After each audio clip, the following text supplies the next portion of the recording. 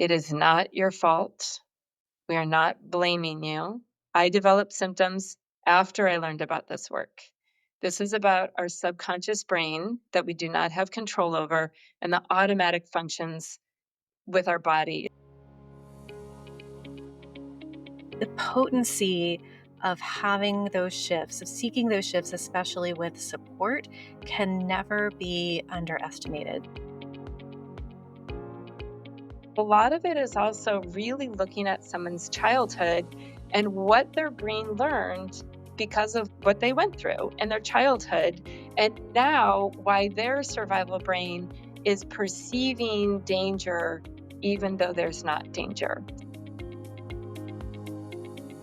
You're listening to Solving for Joy. I'm your host, Dr. Chrissy Ott. Hello, friends, and welcome to today's episode of the Solving for Joy podcast. I'm so glad you're here. Today's guest is someone who's challenging the status quo of how we treat chronic symptoms and offering a path to healing that's grounded in science, compassion, and personal transformation. Dr. Becca Kennedy is a family medicine physician and the founder of Resilience Healthcare.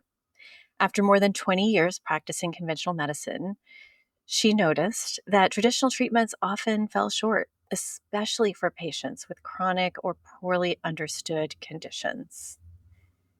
Her deep curiosity led her to the pioneering work of Dr. Howard Schubiner, Dr. David Clark, and others who are helping us understand the connection between the mind, the body, and lasting health. What she discovered didn't just change her approach to medicine, it changed lives, including her own. And now helping people heal through this new lens is the sole focus of her work. It's such an honor to welcome Dr. Becca Kennedy to the podcast. Thank you for being here. Thank you. It's my pleasure. We connected through social media channels not that long ago, and we had such a riveting conversation that I was left with the feeling like I almost wish we had recorded it because I was learning so much about this work and the work of addressing what you called and what taught me is called neuroplastic symptoms. So, I'd love to connect your backstory with where you are today as a first step, but I'm just really eager to get into hearing um, how does a physician or a layperson wrap their head around what you treat, and we get to just like dive deep into neuroplastic symptoms and stories of healing. Yeah. Well, as a family medicine physician, we see, as you well know as well, the whole person over time, and we work with all of the body systems. And the family medicine physician or the PCP is really the end of the road. So people can go out and try all of these different things and different approaches and medicines, procedures, treatments. And when things don't work, they come back to us. And so over years and decades into my career, I just didn't understand why there was so much we couldn't help. And many studies have shown that 40%, even more, of the patients coming into primary care every day is because of some sort of medically unexplained symptom, which is a huge number. And to think about nearly 50% of the patients that we see in primary care every single day, we actually don't have a great solution for.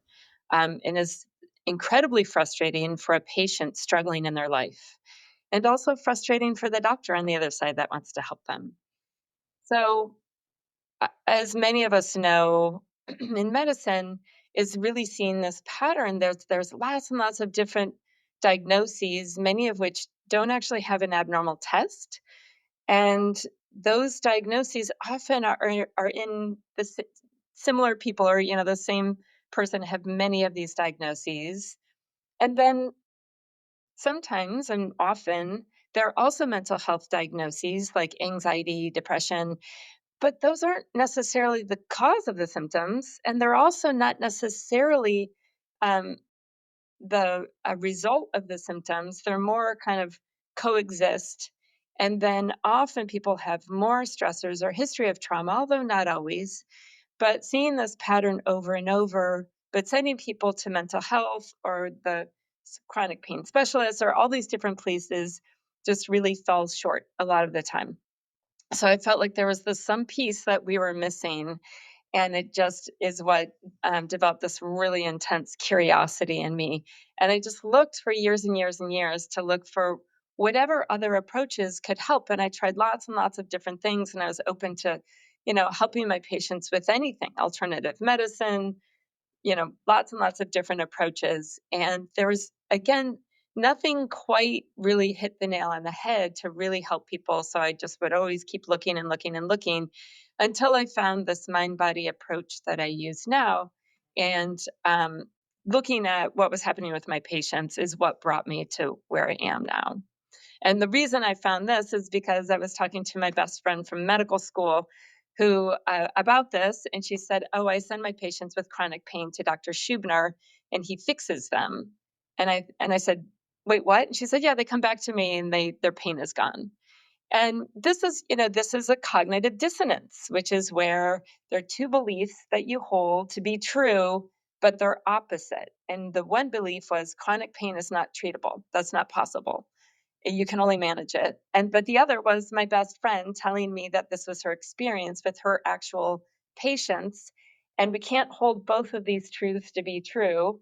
And because it was my best friend and I believe her, I chose to let go of the belief that we can't cure or, completely resolve chronic pain.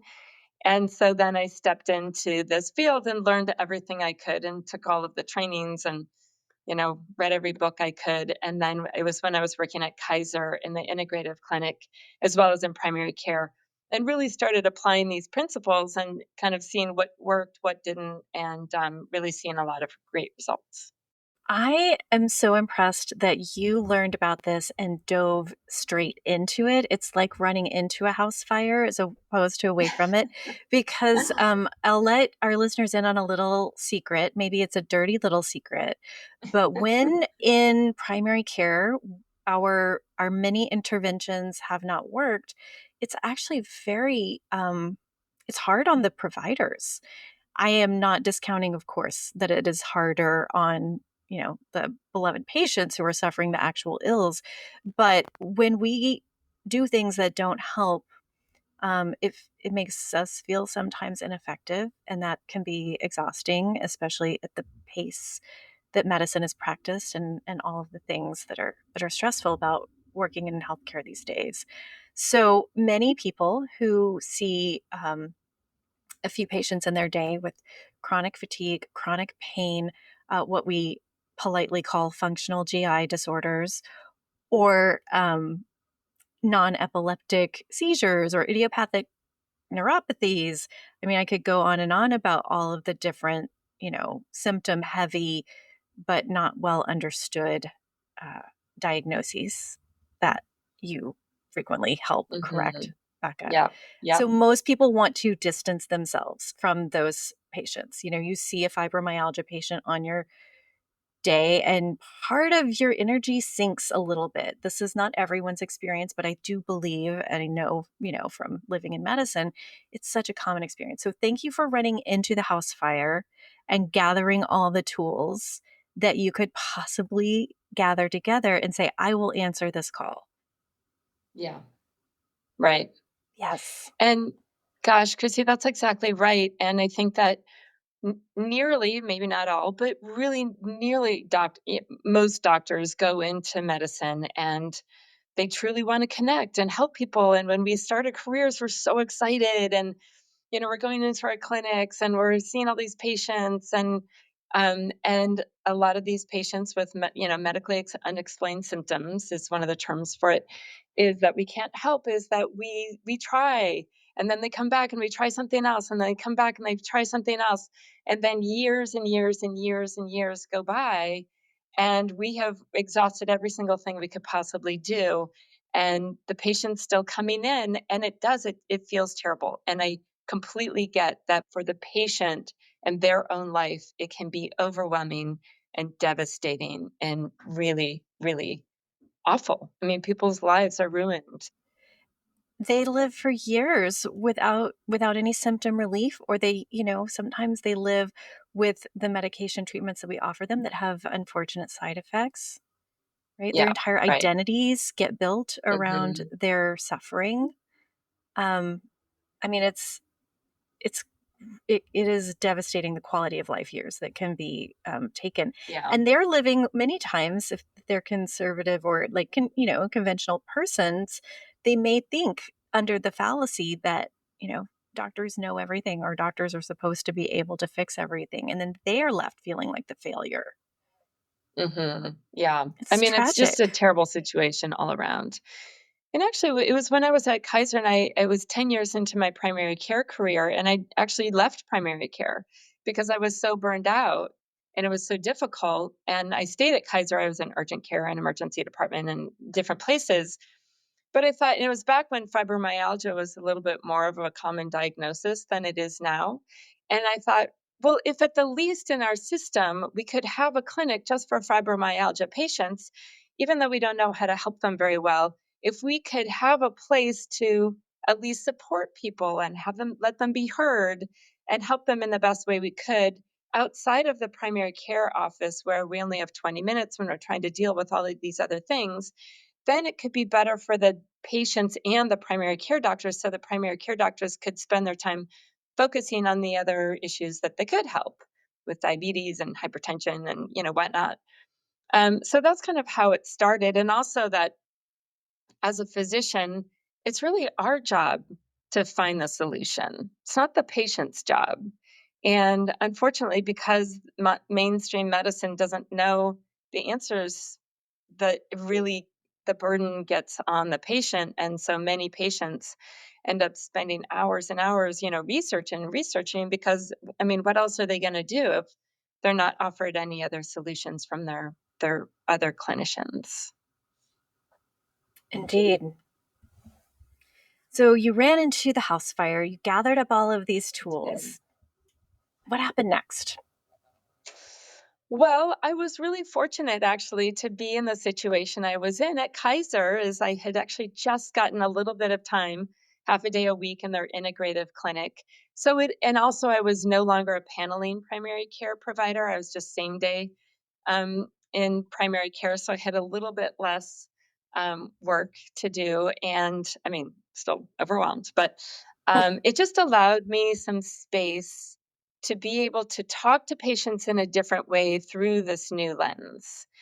And what I found was, so what I did is I said, well, if Howard Schubiner can help patients resolve their pain completely, what is he doing? So that is unbelievable, right? I mean, it was unbelievable for me. Like, no, that's Literally, not right. possible. Mhm. But if I'm going to, hold space for this belief that my friend is telling the truth, well, now there's pieces of information that are missing in order to make this true.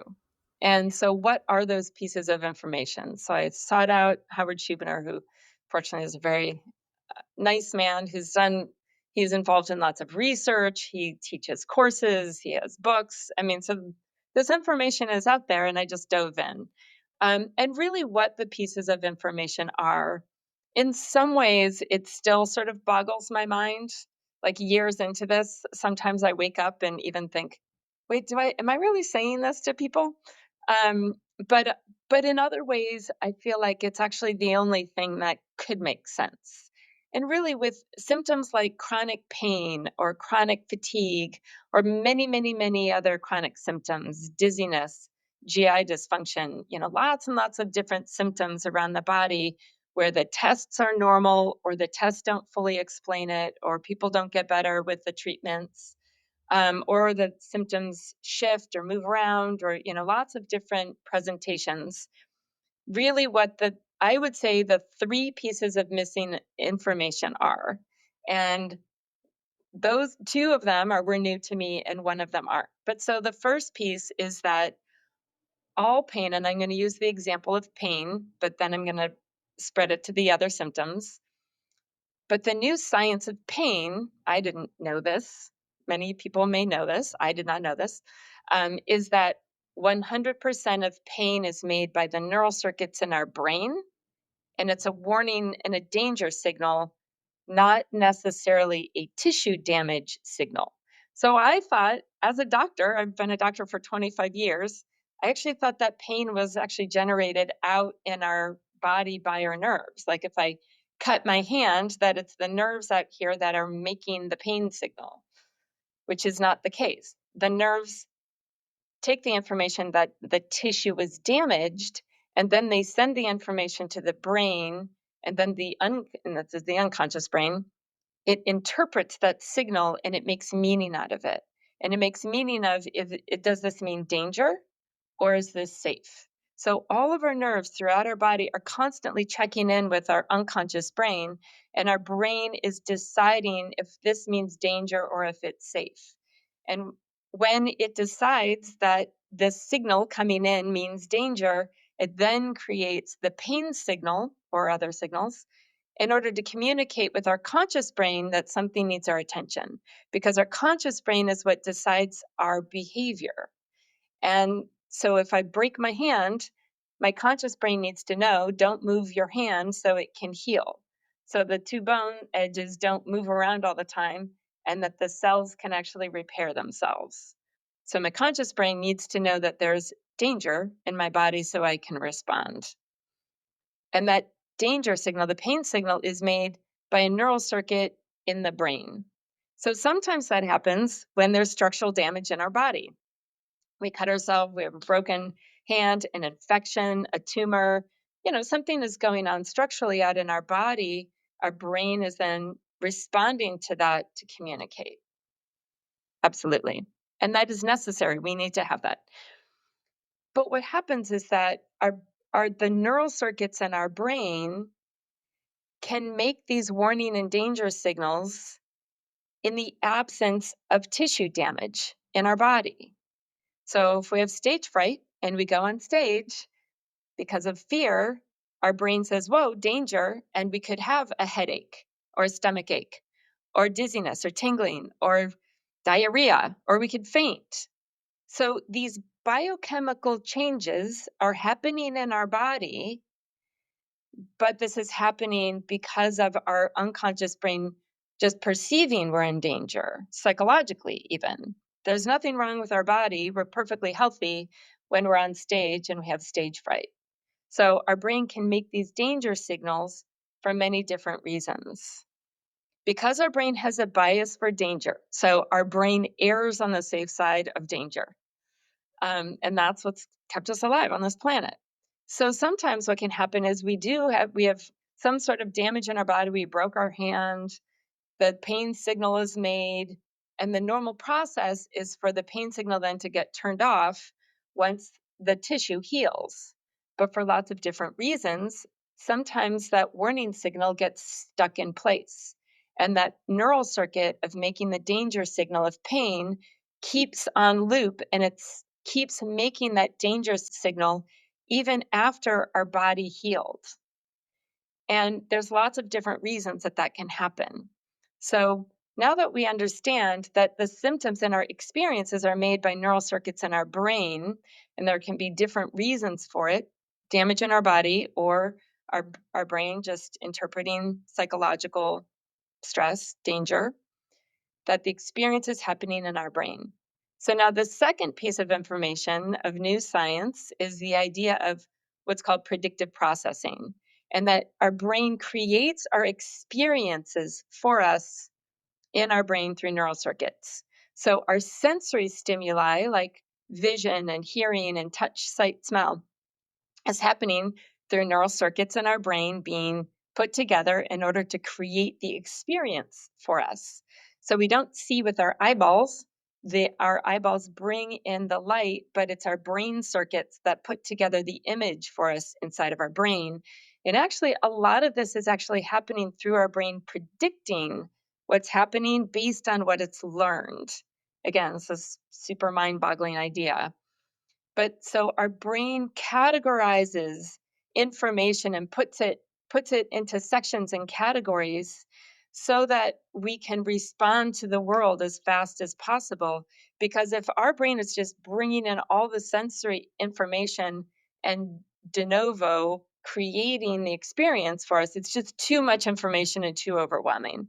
So our brain categorizes it, which is why we can glance out the window and just see something tall and skinny, and our brain says, "Oh, that's a tree." But when we look closer, it actually was a person because our brain predicted wrong in that circumstance. So our brains are prediction machines. And our brain is where experiences are made. And so even this information coming up from our body, the experience of what we're feeling and hearing and seeing is happening in the brain circuits through prediction. And so now you have the sensations being made in our brain. Our brain uses prediction and expectation as a lot of what actually generates our experience for us. And now you add in the idea that everyone knows of conditioned learned response is the experience that Pavlov did with his dogs is that our unconscious brain is always making meaning of the world. And all of these sensory stimuli that come in, our brain is associating that with different information. So it will learn to associate the information from the world and make meaning of it. So for the Pavlov's dogs, they made meaning of the sound of the bell and eating. So this just the sound of the bell by itself would cause an unconscious response, the salivation. So our brain is doing this all the time. So when I look at a computer screen, my brain learns to associate the light from the computer. So if I'm at work and it's very stressful and I'm in front of a computer all day, my brain learns to associate that light with stress. So a headache can be then the pain made as a danger signal in the brain, then a headache can be formed. My brain trying to protect me from this stressful environment, or maybe my boss is yelling at me. My brain is saying, hey, this isn't okay. You need to get out of here. So now my brain can create a warning signal of a headache. But now, because of learned association and a conditioned learned response, now my brain goes out into the world and is always scanning for danger. And now my brain says, oh, the sun. Oh, that's a really bright light. There's this other bright light that I've associated with danger. So now the bright light of a sun, through prediction, the brain can then create a headache, create a migraine.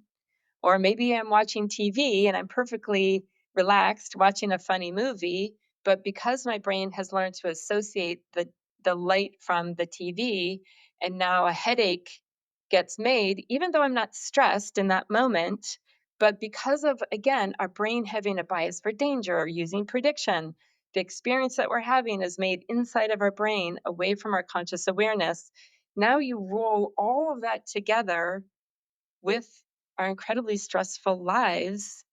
And our brain then can make all of these warning signals throughout our body that can get caught and stuck in place. And then they can even get stuck in a fear symptom loop.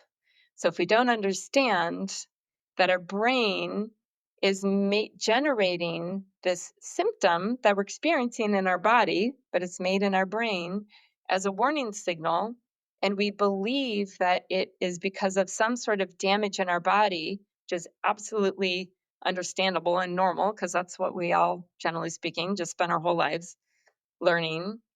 But so now we're focused on our body and we keep looking deeper and deeper for some sort of damage in the body as the generator of the sensation.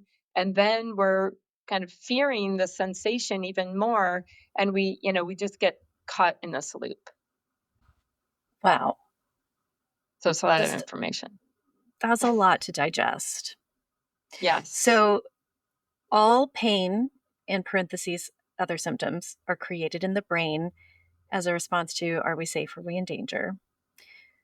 Our brain uses predictive and expectation to create our experience. And we have strong associations, which then drive further manifestations of these experiences, independent of there being tissue damage or observable dysfunction in the distal system that we're talking Right. about. right? When is it right? I'm asking this, as a curious observer and also as a practicing clinician. When is it right, from your perspective, to jump tracks, to go from we are looking for sources in the inner ear to treat uh, biokinetically versus Yeah, it's time to now observe where the symptoms have been regenerating yeah, unbidden in the brain? What is yeah, that? What is that jump yeah, over like when? yeah.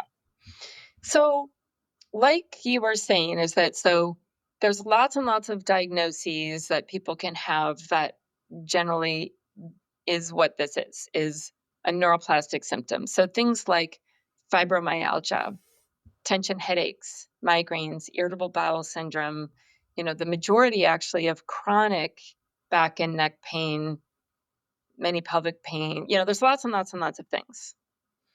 But so everybody needs a medical evaluation, right? And so Yeah. as doctors, we listen to the symptoms, we listen to the history, and I think many people don't recognize that actually in mainstream doctor world medicine is that 80% or so of our diagnoses are made on history alone. Like, I don't know if that was your experience, but in medical school that was like driven into us, right? Even like 85% is based on history alone. And I think a lot of people don't understand that. But we look at the pattern of the symptoms and then we get our differential diagnosis of what makes sense based on that pattern. We use the physical exam to look at, again, narrow it down what makes sense physiologically. And then we do tests to rule in or rule out a structural problem. So every patient needs to start with that process. Every person needs to have a full medical workup. They need to have the appropriate tests. And if someone comes in with dizziness, well, yeah, sometimes dizziness is neuroplastic, but sometimes it's because they're anemic or they have a thyroid problem or a brain tumor. We have to know that, right? And so doing a whole, full, thorough medical exam is absolutely critical. Once you do that, then it's looking at, well, now what else makes sense? So if you've done a full medical workup and you haven't found any other reason, structural reason that really truly makes sense physiologically for the symptoms, well, you're not done. It's not where you're there. You're not there making the diagnosis yet. And I think it's so hard for people because there isn't a test. There's no test I can do that is abnormal to show this, right? But so now what you do is you look at the whole story. And so you look at the physiologically what's happening with the symptoms. Like what was happening in someone when the symptoms started. So if it's pain, was there an injury or did it just come out of the blue? So if it just came out of the blue and there wasn't an actual injury, which happens all the time, it's more likely that this is the brain, just the brain creating the signal in the absence of damage in the body. It's also looking at, well, what was happening in someone's life. And I think if there's one thing for medical industry to change, I think it's really starting to ask more about what is going on in someone's life rather than just what's happening in their body. So if it came out of the blue and there was a stressor going on, and the thing is, sometimes stressors are obvious, right? Clear, but sometimes they're not so obvious too. And so that's, the other part of kind of going into. But the big piece of it is something that Dr. Schubiner calls the FIT criteria, and that stands for functional, inconsistent, and triggered. And essentially, what that is really looking at the pattern of the symptoms. And so, are they things like does the pain or does the symptom move around? Like I've seen people where they come in like actually quite a lot in my career where they say, "Oh, it's just my whole right side of my body has pain." Well, there's nothing physiologic that would happen on just someone's half of their body. It's just not how we work. So, or it's, maybe it started in on one area, but then it shifted. It then moved to the other side of the body, or maybe it moved up, up the limb, or it moved around.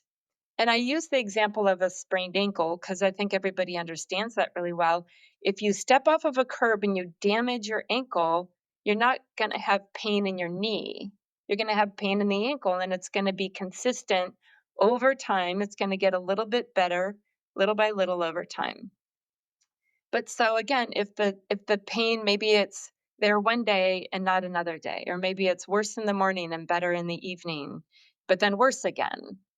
Again, if it's kind of shifting, moving around, it's inconsistent, are there external triggers that actually don't have to do with damage in our body that are causing the symptom, like looking at a computer screen? I mean, there's nothing about just looking at a computer screen that actually would change anything structurally in our body. And this was actually a big one for me. That was sort of a big aha moment because I think it's just something that we just take for granted. It is so normalized. Oh, yeah, of course, computer screens cause headaches. But when we really come down to thinking about what would actually be the mechanism physiologically, it just doesn't really make sense. It's really a conditioned learned response. And why don't they cause headaches for everyone? It would be another Yeah, question, or right. a majority Exactly. of people even. Yeah, exactly. So Right. so interesting. I love thinking about the context of illness. That feels so important to me. And yes, it makes absolute sense that yes, everybody gets a full medical workup, and then you look for particular patterns like these fit Yeah. criteria. Right. Um, Hmm. I just feel so excited for all of the people out there who might get some hope from hearing this. Um, Hmm. I'm remembering my own journey with chronic low back pain. I had about a 5 year period of an unstable lumbar disc. And while the entire 5 years was not marked by excruciating pain, the whole 5 years was marked by subdued physical trust in my body, subdued Yeah. physical freedom of Hmm. movement, the feeling that anything could happen at any time. And it happened to me with a sneeze. And it was Mm. like the second day of medical school. Mm. So that was the first time that it blew out. And the last time that it really had a flare was during my last week of residency. Mm. So, like, Mhm. I don't know that I've ever put those two facts quite so succinctly next to each other before, Yeah. Mhm. but I feel that there is important insight in those bookends. Yeah, right, and I think that we're not really trained to really connect up what's happening in our life and the stressors in our life with really also like a specific symptom in our body. I think that we often assume that if there's stress, we just will feel generalized anxiety, and that will be how we feel it. And I think actually this is the other important part is that when our brain makes a warning signal, it can be very, very specific. It can be not feeling anxious at all. And then just like I developed chronic pain and fatigue actually after I learned about this work. And with lots of stressors going on for me in my life at the time. And the manifestation for me was pain in my right knee. And it was very specific, just right there in my knee. When I stood on it or walked on it or pressed it, I had pain. But that's where my brain chose to send the warning signal. And you did this work? Yeah, right. So I did. So I kind of applied all of this, and I had quite a lot of stressors going on at the time. Part of it was actually going diving running into the house fire with this work. It was challenging to do in a big system and learning how to do it. And a lot of people are understandably not necessarily open, and some people got really quite angry at me, but I actually was sort of feeling trapped that I now saw so many people that were helped with this, that I couldn't stop doing it, but I didn't have the time and I didn't have the support. And then, some of the patients getting mad at me, although it wasn't very many, um, and sort of feeling trapped going forward. But it took me quite a while to resolve my own issues, but it really helped me to having gone through it myself. It made me such a better doctor and able to give patients the tools that they needed to get better. I definitely find that is such a truth. Whatever I have gone through with my own body always makes me a better clinician, Hmm. empathic and informed from having suffered. Yeah, Um, right. I would love to hear, um, especially for the sake of our listeners, what are the actual operational parts of this work? What does it look Yeah. like to quote unquote do this work with you? Yeah. Yeah. So that when I learned about this, I was like, okay, all right, it's the brain, all this stuff. I was like, okay, well, then what do you do? Like, what did Dr. Schubiner do to get people better? Tell us the doing And step. so I know exactly. So I would say that nearly all of it is counterintuitive of what you actually do to get better. Okay, so get ready. Yeah, exactly. Because because what's intuitive is an acute injury. What's intuitive is structural damage in the body, right? So again, if you have a sprained ankle, what you do is you listen to the pain and you stop moving it. You get off of it. You don't move it. But now what you're doing is actually you're turning and facing the fear because what you need to do, because it's what this is a faulty danger signal that you don't actually need. Mm. Ooh, I like a light on your dashboard, which doesn't actually mean the engine is hot. It just means the light is malfunctioning. Right, exactly. Yes, right. So if the reason that that symptom is there, say you broke your hand, the the pain signal was made, your hand healed. Now your pain is your hand is perfectly fine, but your brain is still hyper vigilant about your hand. Your brain is like whoa whoa whoa, and this happens a lot. And I think a lot of like physical therapists and even orthopedists, even know this part. Like after someone has had surgery, they're actually healing okay, but their brain is super hypervigilant. So they need to sort of desensitize their brain around that area. So this is sort of the idea of that pain doesn't mean damage. So you actually move your body even though it's hurting.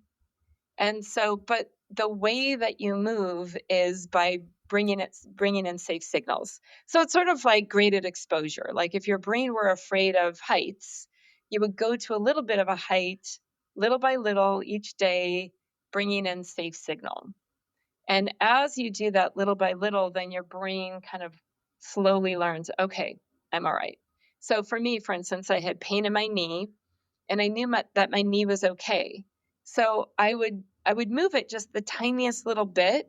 I would like just even flexing my muscle would cause pain. And I knew like there's no damage that I could be doing just with that movement. So I would actually turn that on. I would make that movement all through the day, just little by little, kind of breathing easy, smiling, just saying to myself, hey, that's my brain. It's okay.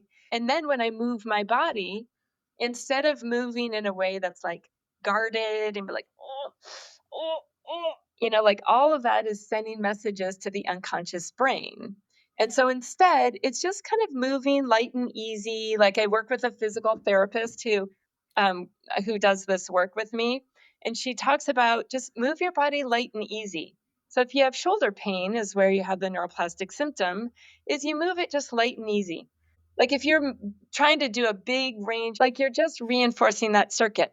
But if you're just like light and easy, like in a smaller range, over and over, then your brain is learning, it's getting these signals, and your brain is learning that that's okay. Like, and especially like moving something kind of like kind of fast and loose. Like we don't move our body this way when it's injured. We move our body really guarded and slow So now this is sending different signals to my brain. So again, it's counterintuitive, doesn't seem believable, but you have to start with the science first.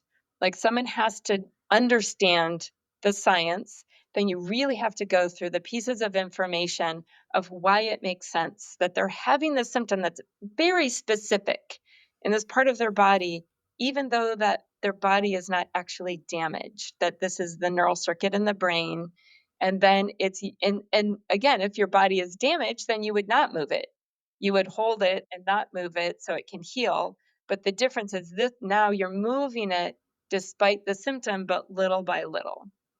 So that general concept is kind of one of the pieces. If it were dizziness, what would that be like if it were not a musculoskeletal symptom? Would you just slowly do the things that induce Yeah, dizziness? right. So all of this is about turning and facing your fears, but doing it in a gentle, slow way with love. And it's all about compassion, self love, like really is at the root of all of it. And so it would be so if it's POTS, for instance. So POTS is positional orthostatic tachycardia syndrome. Right. So when you stand up or sit up, your heart goes really fast and your blood pressure drops and you probably pass out. Hmm. Yeah. So it would be standing up, and when the when the symptoms are there, sending yourself safe signals. So again, you're not going to start bungee jumping if you're afraid of heights. So, you're not going to stand up on the edge of something and just go up and down, 50 times. And so sometimes it's even starting with visualizing, doing the action. And we know through functional MRIs that the same parts of our brain like light up from visualizing doing a physical activity as actually doing the physical activity. And it's funny because when you say it in this context, some people are like, and it seems woo woo, but this is what athletes do. And there's lots of research to show that visualizing what what you do physically helps. And I always use the example. I'm like, LeBron James, number one, he's not going to show up to a game and be sending himself these messages and say, I can't really hit that basket. I'm not very good at shooting a basket. No, he's going to say positive messages. I know I can do this. I got this. He's going to visualize himself making the basket over and over. He's also going to warm up. He's going to get those neural circuits, that muscle memory that's just straight from his unconscious brain straight to his body. He's going to warm that up before he gets on the court. So it's the same sort of thing. And so I teach people visualization exercises where they visualize themselves standing up, feeling good, being strong and healthy.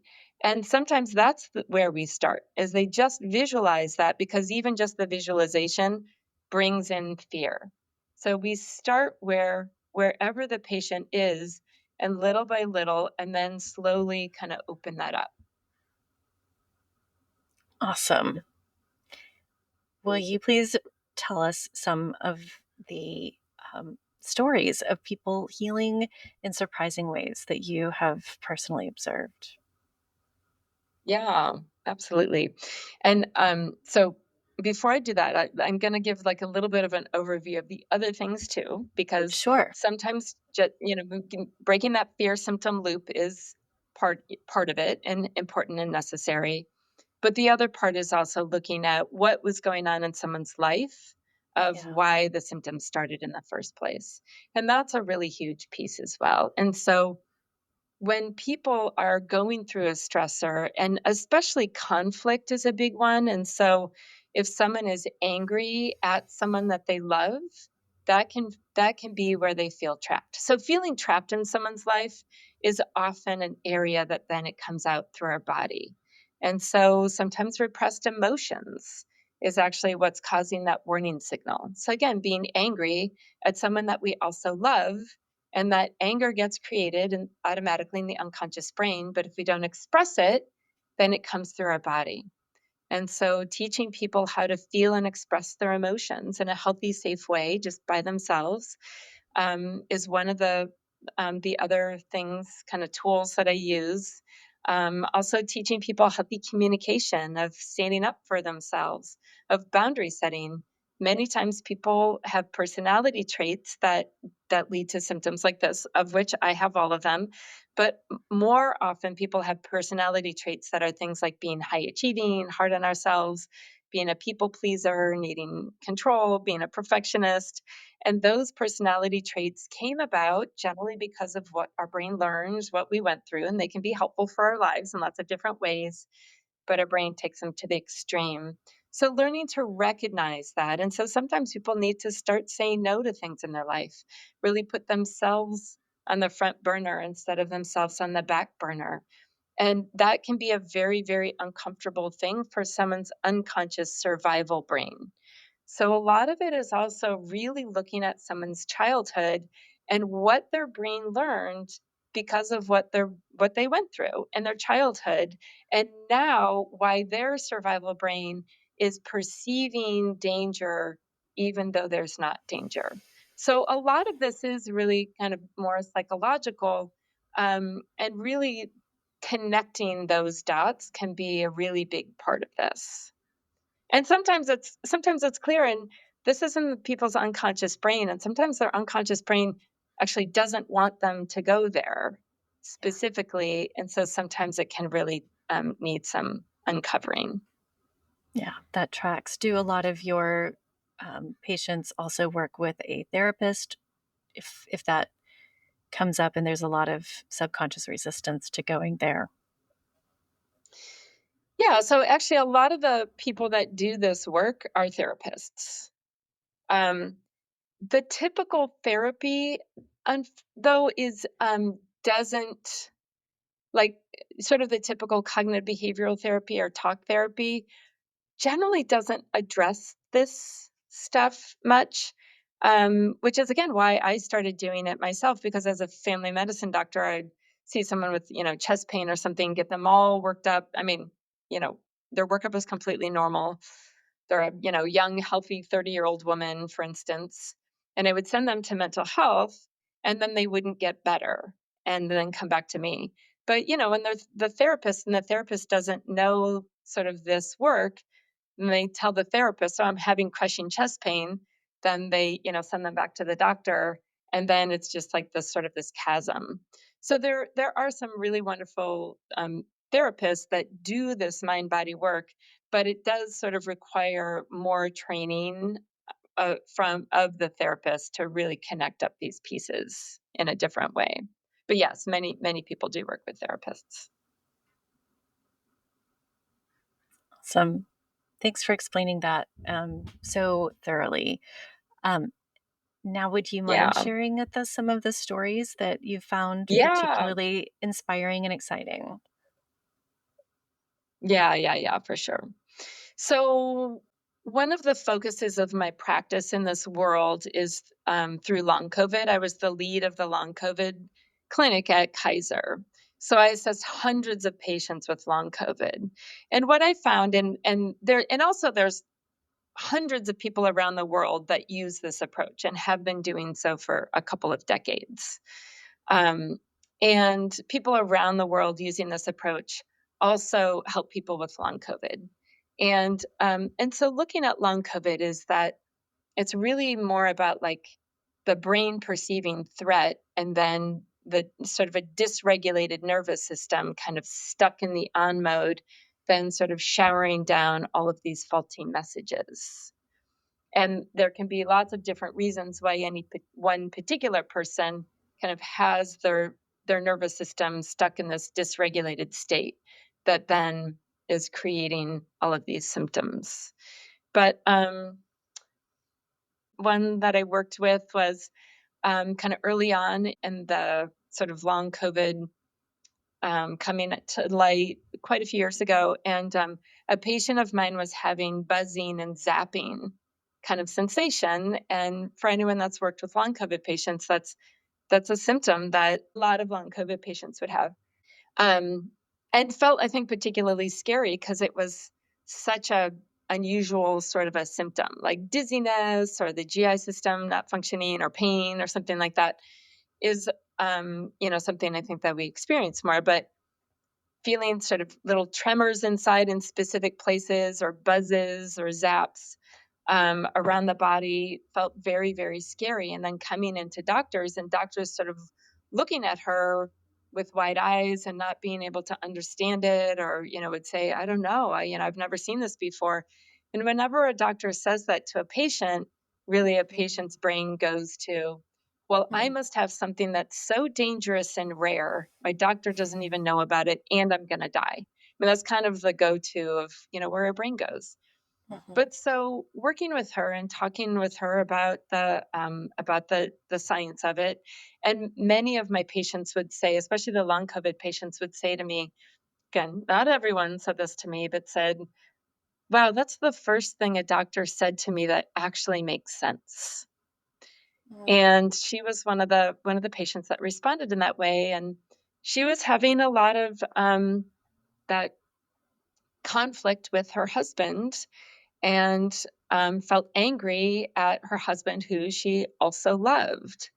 And so, one of the tools that we do, again, is teaching people how to express their emotions in a healthy, safe way. And expressing anger to your partner and really getting mad at them doesn't necessarily work well, right? And so, expressing that emotion actually just needs to be done by ourselves. It's really just for the benefit of our own unconscious brain. So, I teach people a technique of expressing the emotion just by themselves. And this can be done kind of spoken out, or there's a tool of expressive writing where you just write stream of consciousness and then get rid of it. It's different than journaling. And it's a way to just really get up and out what your brain is really fearing and wants to keep bottled up.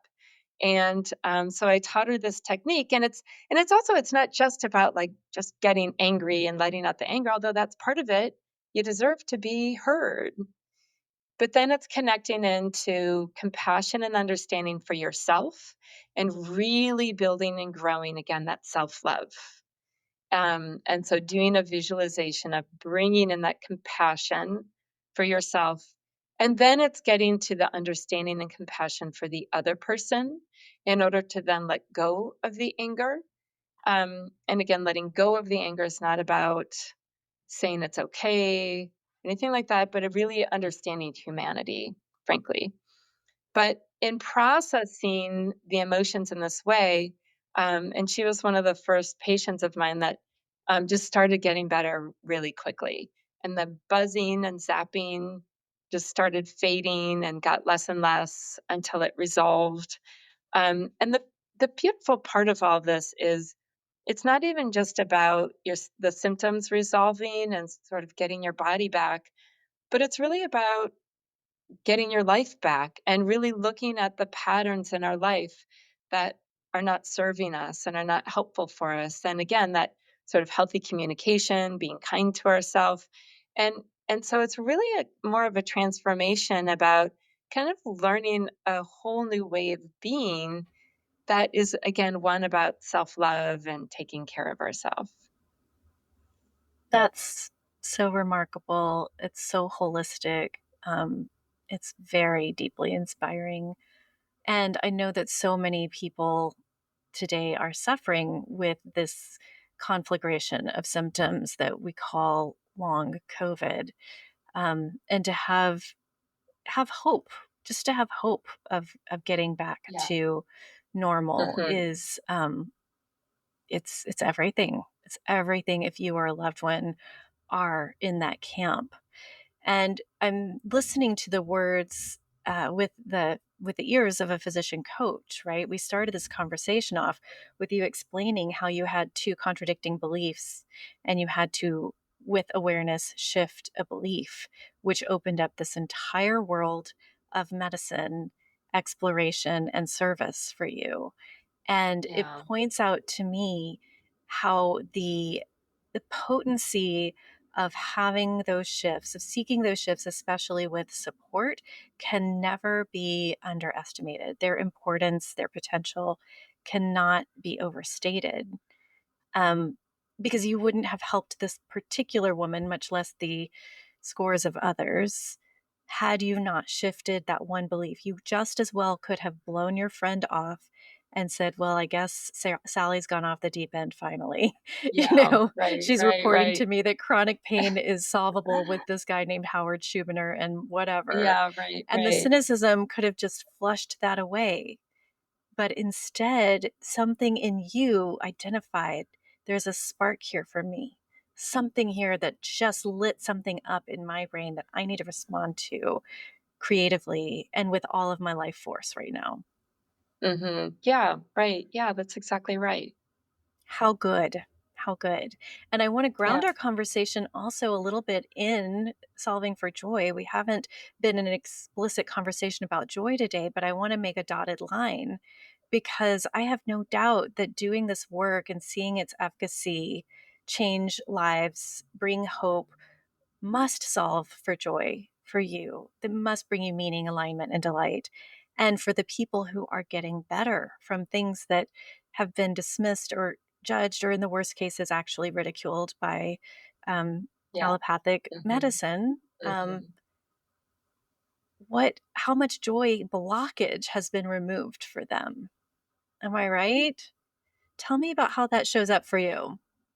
And that's such a great reminder is that actually so what I start with when I teach like, I teach a class around this, an 8-week class, and, the first thing I start with is self-compassion and joy. Hmm. And those are the tools because people want, they're high achievers, they're hard on themselves, they're perfectionists. And so they want to fix themselves, understandably. So they're like, okay, well, tell me what to do. What are the tools? What are the tools? And I start with learn to really love yourself for who you are and bring joy into yourself every day. And that is where I start. And the joy piece is so important because the thing is that when you are overwhelmed with these debilitating symptoms, and I mean, I work with people who literally can't get out of bed, for years and can't tolerate any stimulation. Often the idea for me to say bring in joy just is so foreign. And they can even get angry at me about that and say, how can I possibly experience joy? And actually, this is a beautiful story. Is This wasn't my patient, but my colleague, this wonderful, wonderful woman, Lilia Graue, who's a physician from Mexico. She had a patient that was bedbound for a very long time. And so the only thing she could do was move her fingers. So she started finger dancing. So she just danced with her fingers. And that's what she did for joy. And then she just slowly then danced with her hands. And then she just little by little by little started moving more of her body. And it took her a very, very long time. I think it took her a couple of years, which is a quite a long time, but she got there and her symptoms resolved ultimately. Wow.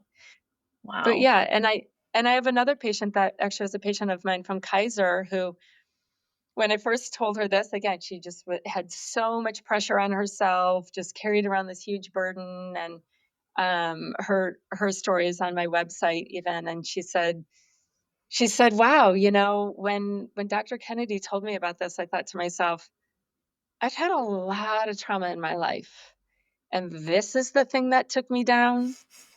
It was really, like, surprising to her even, and it's really the accumulation over time that Of just makes our course. danger systems, more and more and more vigilant, and Mhm. then it can just be the straw that broke the camel's back Exactly. of actually having the viral infection, but she really talked about she said, "Yeah, bringing in joy however you can do it was really key to her recovery."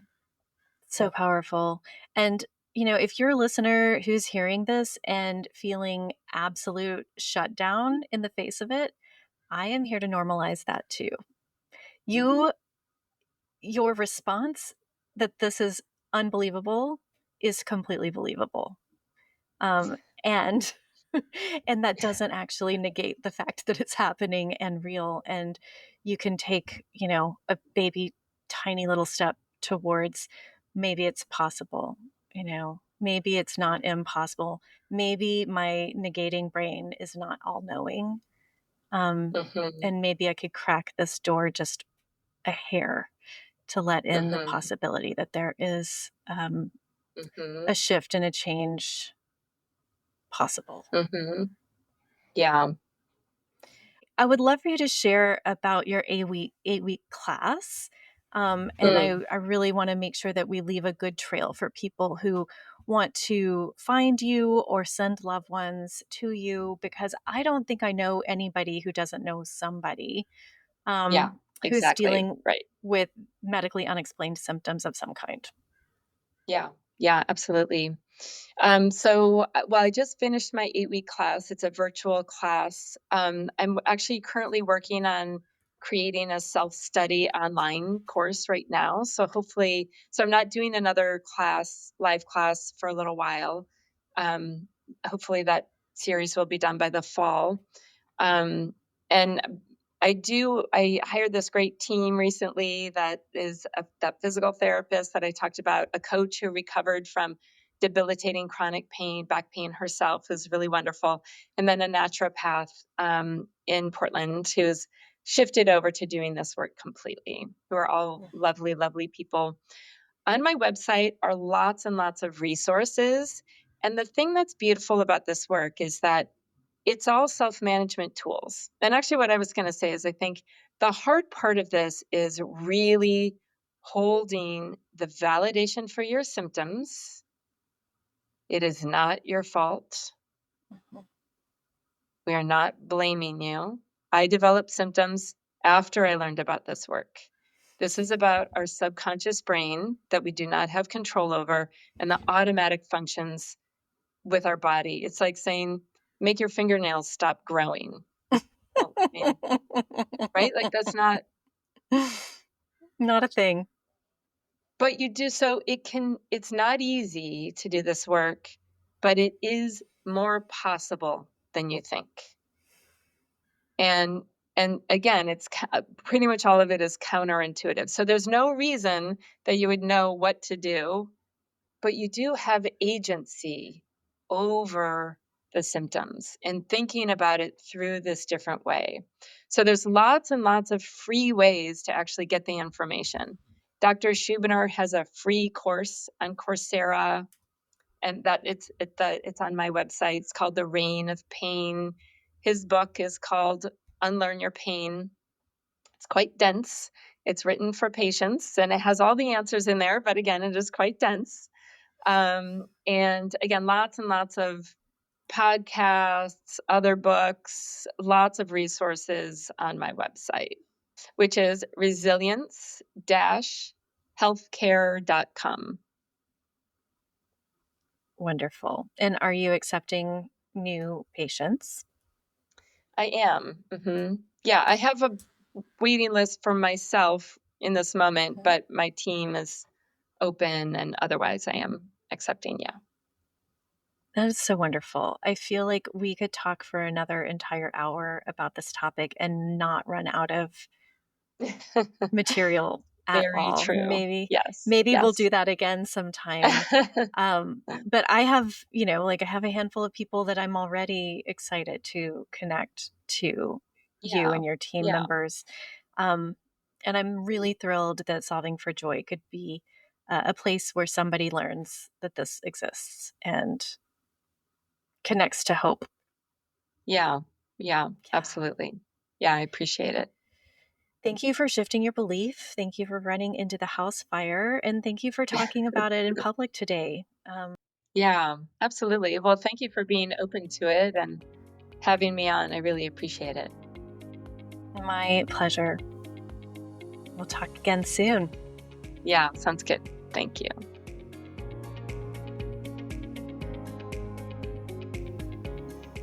Thank you again to Dr. Becca Kennedy for sharing this story with so much honesty, insight, and heart. Dr. Kennedy's willingness to step outside the traditional path and center the patient and their humanity and her own offers a profound reminder and example that healing does not always follow the rules and the textbooks. Sometimes the most radical thing we can do is listen deeply and choose differently. Next week, I am so excited to share with you a conversation with Dr. Red Hoffman. Red is a trauma surgeon, a palliative care physician, a Buddhist chaplain, and a naturopath whose work has bridged life, death, and everything in between. We talk about grief, compassion, medicine at the edge, and what it means to show up fully human in the hardest moments. If today's episode resonated with you, I hope you'll consider joining us in person this fall at the Physician Coaching Summit. It's a gathering of physicians and physician coaches who are reimagining what's possible in medicine and in life. Learn more at thephysiciancoachingsummit.com. As a reminder, this podcast is for educational, inspirational purposes only and is not intended as medical advice. I am a physician, but not your physician. Solving for Joy is produced by the extremely talented Kelsey Vaughn, edited by Alyssa Wilkes, and supported with so much love by my amazing wife, Sue. And thank you for listening, for showing up, and for letting joy be part of your journey. Keep solving for joy. We'll see you next time. And if you have a moment, please rate and review the podcast. Share with a friend. It means so much. Take care.